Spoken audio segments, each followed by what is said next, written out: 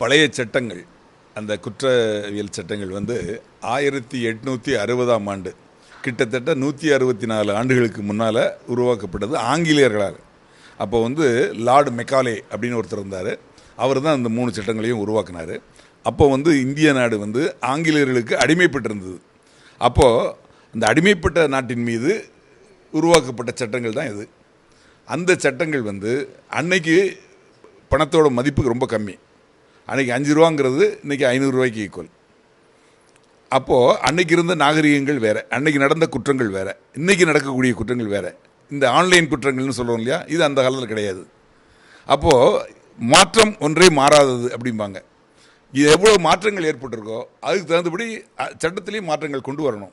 நானும் நிறைய டிவி பேட்டிகளில், விவாத மேடைகளில் இதை பேசியிருக்கிறேன். கட்டாயமாக இந்த சட்டங்கள் மாற்றப்படணும் அப்படின்னு சொல்லிட்டு. அதுக்காக இப்போ மாற்றியிருக்காங்க. 23 பாராளுமன்றத்தில் பாஸ் ஆகி இவங்க பிரசிடெண்ட்கிட்ட போய் அவங்க கையெழுத்து போட்டு இப்போ நடைமுறைக்கு 1/7/2024 வந்திருக்கு. நிச்சயமாக இது பாராட்டப்பட வேண்டிய விஷயம். இது அமல்படுத்துறதுல சில சிக்கல்கள் ஏற்படும். எப்படின்னா, அதாவது இந்தியா ஒரு பெரிய ஜனநாயக நாடு, உலகத்திலே அதிக மக்கள் தொகை கொண்ட நாடு, அதிக இளைஞர்களை கொண்ட நாடு. திடீர்னு ஒரு 130 கோடி மக்கள் மேலே ஒரு சட்டம் புதுசாக திணிக்கணும் அப்படின்னா, கொண்டு வந்து அதை அமல்படுத்தணும் அப்படிங்கிறப்போ சில பிரச்சனைகள் வரதான் செய்யும். அந்த பிரச்சனைகளை என்னங்கிறத பார்த்து இதை மாடிஃபை பண்ணிக்கலாம், ஒன்றும் தப்பு இல்லை. ஆனால் மாற்றங்கிறது கட்டாயம் தேவை. அதை கொண்டு வந்திருக்காங்க.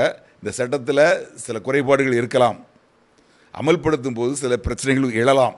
ஆனால் எது இருந்தாலும் இது அமல்படுத்தினதுக்கு அப்புறம், இப்போ அமல்படுத்தி நடைமுறைக்கு வரையில் தான் ஒரு 2-3 மாதம் 6 மாதத்துக்குள்ளே அதில் உள்ள நடைமுறை சிக்கல்கள் தெரியும். அதுக்கு தகுந்த மாதிரி கவர்மெண்ட் திருப்பி பார்லிமெண்ட்டில் அதை மாடிஃபை பண்ணலாம். காவல்துறையில் கிட்டத்தட்ட 20-25 ஆண்டுகள் பணியாற்றிருப்பாங்க. அவங்க ஐபிசி, சிஆர்பிசி, எவிடன்ஸ் ஆக்ட் எல்லா சட்டங்களும் மனப்பாடமாக அவங்களுக்கு இருந்திருக்கும். அப்போ இப்போ ஒரு புது சட்டங்கள் வரும்போது அவங்களுக்கு இன்னொரு கூடுதல் வேலை பழுவாக ஆகாதா? இது முன்னாடி கம்ப்யூட்டருக்கு இது கிடையாது. காவல்துறையில் இப்போ கம்ப்யூட்டர் வந்துருச்சு. அப்போ அதுக்கு முன்னாடி நான் வேலை பார்த்து 35 வருஷம் வேலை பார்த்தேன் காவல்துறையில். ரிட்டையர்ட் ஆகி 10 வருஷம் ஆச்சு. அன்றைக்கி இருந்த சூழ்நிலைகள் வேறு, இன்றைக்கி இருக்க சூழ்நிலை. இப்போ புதுசாக அந்த கம்ப்யூட்டர் விங் அப்படின்னு புதுசாக கம்ப்யூட்டருங்கிறது வந்தது, கம்ப்யூட்டர் குற்றங்கள் வந்தது. இப்போ அதுக்கு இந்த மாதிரி தங்களை மாற்றிக்கலையா? அதே மாதிரி இதையும் மாற்றிக்கணும். அதாவது குற்றங்கள் இன்றைக்கி லேட்டஸ்ட் என்ன குற்றங்கள் நடக்குது, இந்த கம்ப்யூட்டர் பாருங்கள். ஒரு நாளைக்கு 100 குற்றங்கள் ரிப்போர்ட் ஆச்சுன்னா 70-80 குற்றங்கள் கம்ப்யூட்டர் சம்மந்தப்பட்டது. அது கம்ப்யூட்டர்னா அதாவது ஆன்லைன் குற்றங்கள், சைபர் கிரைம் குற்றங்கள். அப்போது அதை கண்டுபிடிக்கக்கூடிய ஒரு கெப்பாசிட்டி வேணும் இல்லையா? அது மட்டும் இல்லை, ஒரு எவிடன்ஸ் அப்படின்னு சொல்கிறப்போ ஓரல் எவிடன்ஸை ரெக்கார்ட் பண்ணுறாங்க. அதை வீடியோ மூலமாக ரெக்கார்ட் பண்ணிடுறாங்க. ரெக்கார்ட் பண்ணிவிட்டு நாளைக்கு இவங்க பிறல் சாட்சியாக மாறினாங்கன்னா இதை சாட்சியத்தை காட்ட முடியும். இதுக்கு முன்னாடி நான் அது மாதிரி சொல்லவே இல்லைன்னு அவர் சொல்லலாம். ஏற்கனவே இந்த பிறல் சாட்சியாக மாறினவர் காவல்துறையில் ஒரு வாக்குமூலம் கொடுத்துருக்காருன்னு வைங்க, அதை இவங்க வீடியோகிராஃப் பண்ணிடுறாங்க. திருப்பி அவர் நீதிமன்றத்தில் சாட்சி சொல்லல மாற்றி சொல்லலாம், பிறல் சாட்சி ஆகலாம். அப்போ இது மாதிரி தான் நடந்தது. அதே மாதிரி சம்பவம் நடந்த இடத்த அவங்க பார்வையிட்டு பார்வை மிகச்சேர்ந்து தயார் பண்ணுறாங்க. இப்போ அது வீடியோகிராஃப் பண்ணிடுறாங்க.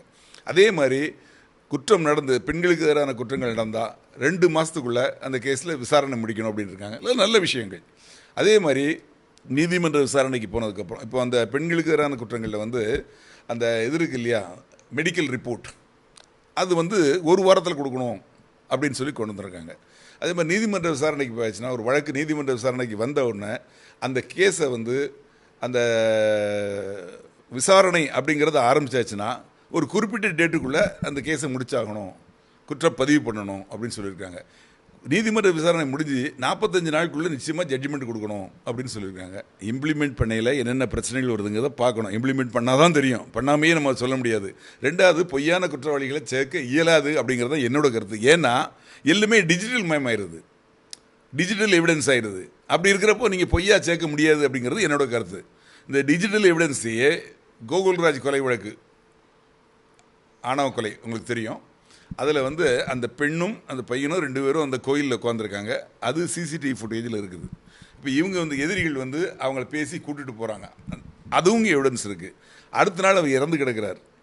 அதுக்கு அந்த விஷயமா அவங்க ஏற்கனவே அவர் பேசின மாதிரி வீடியோலாம் வெளியிட்டிருக்காங்க. அதுக்கு வேறு சிம் கார்டு வாங்கியிருக்காங்க. எங்கே வாங்கினாங்க, எப்படி வாங்கினாங்க, எல்லாமே டிஜிட்டல் மூலமாக ப்ரூவ் பண்ணுறாங்க அந்த கேஸில். அதில் நேரடி எவிடன்ஸ் கிடையாது. ஆனால் எல்லாருக்கும் தண்டனை கொடுத்துட்டாங்க. இப்போ அப்பீலில் இருக்குது.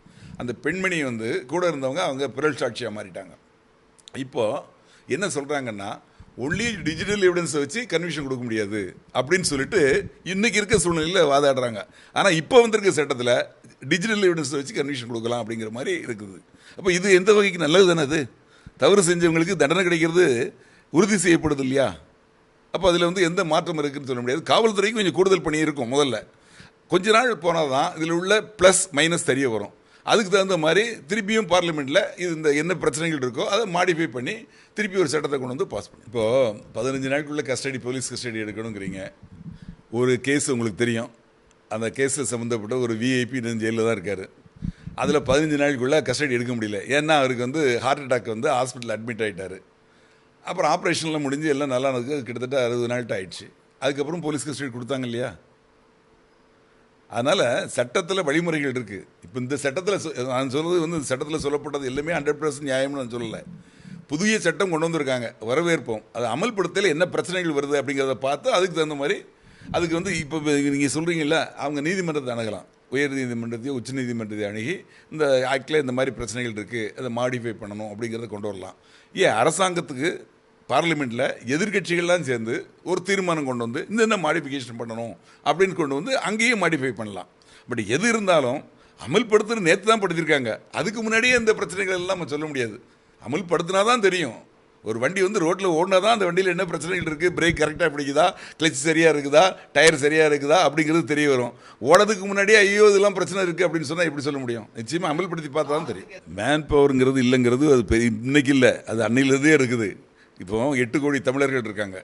அங்கே வந்து 1,32,200 காவல் பணியிடங்கள் தான் இருக்குது. அதிலே 10,000 பணியிடங்கள் காலியாக இருக்குது. அது கூட்டப்படணும், அது அரசாங்கம் செய்ய வேண்டிய விஷயம். பட் இப்போ இருக்க காவல்துறை இந்த ஐபிசி, சிஆர்பிசி, ஐஏ எல்லாம் அவங்க தானே பார்க்குறாங்க. அப்போ இந்த அதே இதை தானே இது மாற்றிருக்காங்க கொஞ்சம். அப்போ இதையும் அவங்க தானே பார்க்கணும். அதுவும் ஒரு காரணம் தான். அதுவே வச்சு நம்ம அதை வந்து ரிஜெக்ட் பண்ண முடியாது.